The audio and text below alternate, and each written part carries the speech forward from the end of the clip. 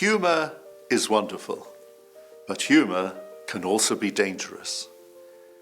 The Talmud recognizes the power of humour and therefore recommends that whenever one is giving a talk, a presentation, or a sermon, commence with milta de bdichuta, something light-hearted, something funny, tell a joke, and in that way people will be relaxed and they'll be comfortable to hear what you have to say.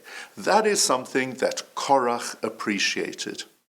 People often ask, how is it possible that Korach could have staged his rebellion thinking that it might succeed?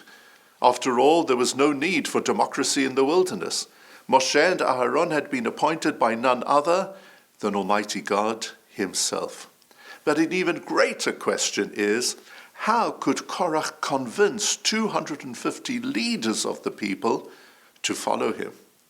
And the answer is, he did it with humor. So the Midrash explains the opening words of the parasha, Vayikach Korach, Korach took. What he took was a talit, and he showed it to those who had been assembled. And he showed them the ptil techelet, the blue cord.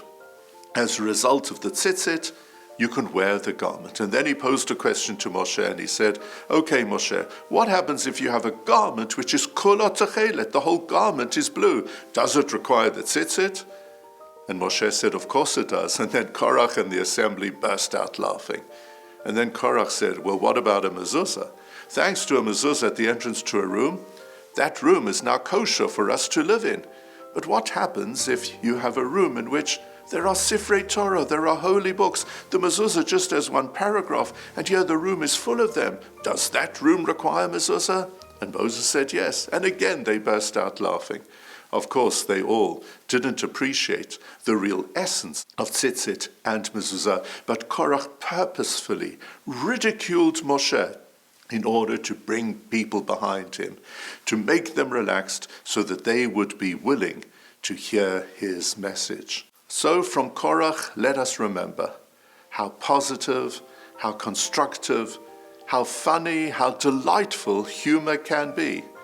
But let's also recognize how sometimes it can be abused and can be a danger to our society.